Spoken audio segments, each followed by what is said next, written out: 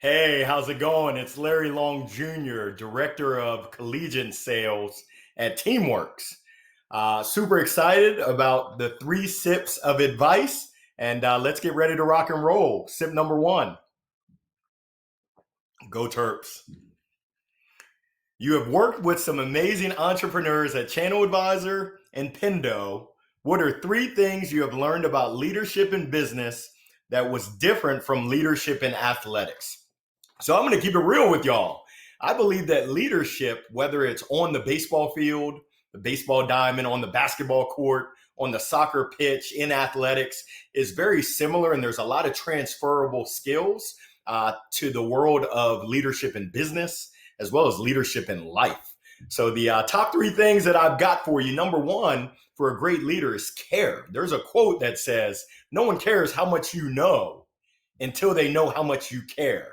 And by that, people aren't stupid. They know whether you're BSing them or whether you truly, genuinely care about them. And I can tell you from the great leaders that I've seen, they really care about their people, and they not only talk about it. Talk is cheap. They actually show and they demonstrate through their actions that they really care about their folks. So that would be number one. Number two is having a growth mindset. So it's easy for a leader to say, I got it all figured out. I have all the answers. However, the best leaders that I've seen haven't had a fixed mindset, haven't had a know-it-all mindset. They've been open to growing, to learning, to exploring other opinions and avenues, which has allowed them to continue to improve upon their success. Wherever they were currently, they've been able to take that to the next level by asking people that have other viewpoints and perspectives for input and then utilizing that input. And then number 3, once again, going with the people example, the great leaders have been able to field just an all-star, outstanding team. It really is about the people. It's great that you might be solid, but the people that you surround yourself with in the organization means so much. So when I look back at my time at Channel Advisor, Scott Wingo and his leadership team, I look at my time at Pendo, Todd Olson, and the team that he surrounded himself with. And then currently at Teamworks, our SLT senior leadership team is phenomenal. And they don't agree on everything, which is good, but they are able to come to an agreement and alignment to drive the business forward. So that's number one. Let's get to sip number 2. Go Terps again. In the sales business, how does a good salesperson overcome the never-ending maybe when a prospect delays the decision of yes? And I think that might be the reason why my buddy Jim lost all his hair. I think I'm heading in that direction as well, Jim. Yeah, I would say that's a great point. The never-ending maybe. First, let's start with the definition of sales. I'm a big believer that sales it's playing matchmaker. You're matching your products, your services, your ideas, your thoughts with someone else's needs, their wants, their desires, their challenges, hopes, dreams, and aspirations. And if you're able to make that match, we're now selling. My belief is that selling is helping someone else to get to where they want to get to or get over something that might be holding them back.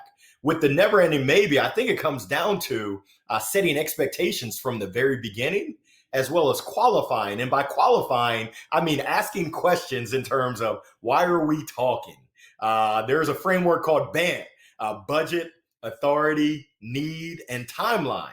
I want to know what's your timeline, and I want to know what's your need and your mindset. And I'm going to share with you what I think your need is. And then I'm going to dig in to find out how motivated are you to actually take action. That's the toughest thing. Talk is cheap. A lot of people will say what they think you want to hear, but it's our jobs as sales professionals, and I use the word in quotes, professionals, to ask the tough questions so that we can get the tough and the right answers so that we don't go down this path and continue to get the not a yes, not a no, maybe.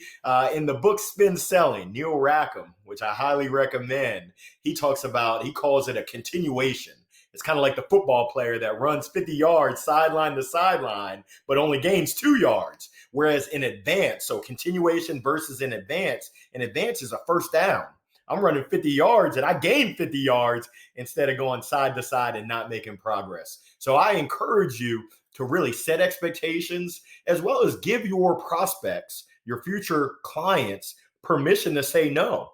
Be very upfront and let them know, hey, it's okay to tell me no. You're not going to hurt my feelings. I'm not going to cry, at least not in front of you. I like to have fun with it, but just letting them know crystal clear, you're doing me a favor if you let me down and you tell me no, instead of just keeping me in the friend zone and never ever land. So that's my answer to the never ending maybe. I don't like maybes. Yes or no. Sip number 3. I don't know if I said this before, but go Terps. To scale a business, a small business must make sales outside of their city and state where they do not have the same market familiarity or awareness from years of networking, public relations, and community building. What are 3 things a small business can do to develop relationships outside of their immediate area to increase sales? So this is absolutely great right here. And I think it boils down to relationships. I heard from a sales coach, it's not what you know, and it's not even who you know, it's who knows you that really makes things happen. And he double clicked on it and said, the difference between contacts, people you know, and contracts, people you do business with, is the letter R. And that R stands for relationships. It's true, genuine relationships. So it's easy to get stuck in your geographic location. But I would recommend leveraging technology, getting on LinkedIn and connecting with, engaging with those folks that you want to do business with. Connect with and engage with leaders in the space who also sell to people that you want to do business with. By creating those genuine relationships, you're now putting yourself in a position. It's kind of like planting a seed. You now water it. You now make sure it gets sunlight. And every now and then you actually got to lay down some poop in order to make it grow. It's the same thing with business relationships. So really, I encourage you to seek out relationships, seek out those folks that you can establish that bond with, and then see where it leads, and always be leading with how can you help? If you're always out there helping folks, it's unbelievable. And it's just amazing how many deals happen when you stay focused on how can I help you? How can I serve you? I'm going to give you some tactical ways that you can get creative in outreaching to folks. You can leverage video, which we're using right now, which is great. It beats the traditional email, traditional cold call. LinkedIn has that functionality as well. You can also create a podcast and ask those prospective future clients to join you on your podcast, where you now have the opportunity to inquire, understand their business, their challenges, how they're navigating right now the pandemic and really making their way in terms of handling and moving forward. Those are just some creative ways. In addition to leveraging LinkedIn, I would also recommend getting as tight as you can with your current clients. And that, number one, helps you understand, are they receiving the value that they expected to receive in your solution, in your product, in your service? Number two, it now provides the potential opportunity to ask for referrals. I would imagine that your clients have a network that's expansive, that's more expansive than just the local geographic area.